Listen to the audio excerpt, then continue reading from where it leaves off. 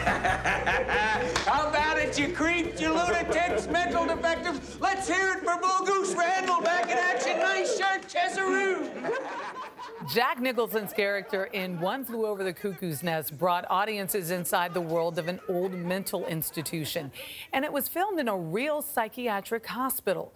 Just a small number of those old asylums are still around today, and some of them are now getting a second chance, being repurposed as apartments, hotels, and even the new headquarters for the Department of Homeland Security. One of the most significant transformations is near the shore of Lake Michigan, where Kenneth Craig got an inside look. So this is the third floor. I believe this is Ward 18. This would have been a men's most disturbed ward. Ray Minervini Jr. showed us what used to be called Building 50. It's the massive center of the old Traverse City State Hospital, nearly a quarter of a mile from end to end. Inside, hallways that once held committed patients are now lined with homes. But each one of these doorways was a 100 square foot patient room. And now they are condominiums. Yep.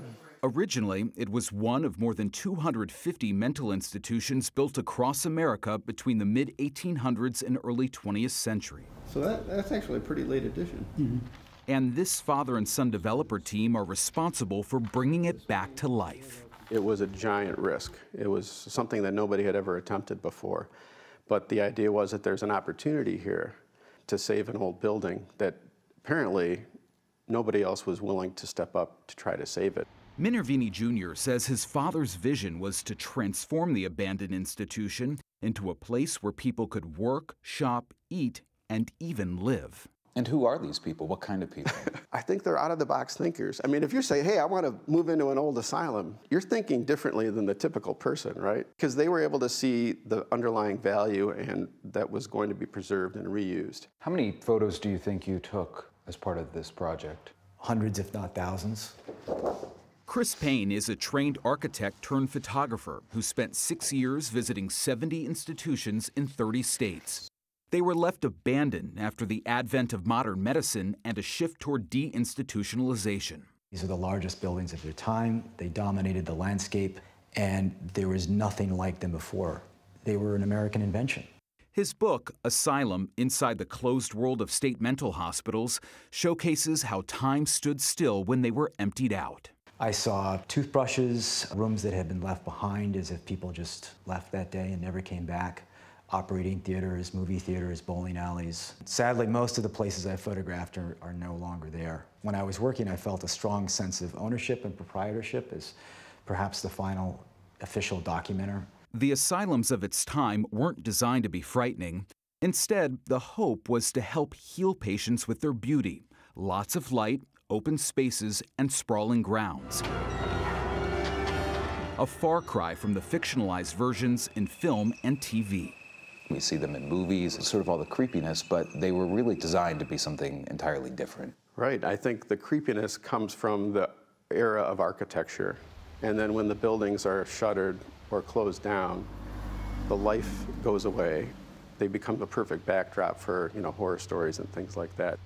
Over the course of 17 years, the family redeveloped more than half of the campus. These are like 100 square foot rooms have to be made larger for most of our residential uses. But there are still a handful of buildings that haven't been touched.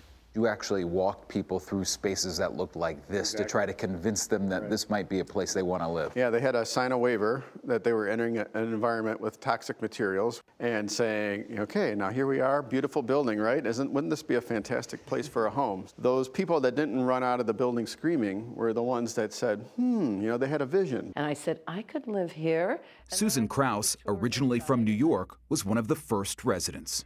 Thought it fit my personality. It was just perfect. I'd finally found my home. Did you have any reservations about moving into a former asylum? No, not really, even though I do believe in the paranormal, and I think it's possible that there are otherworldly creations out there. But no, I had none at all. And neither did the team behind the Hotel Henry, who reimagined the former Buffalo State Hospital as a hotel and conference center.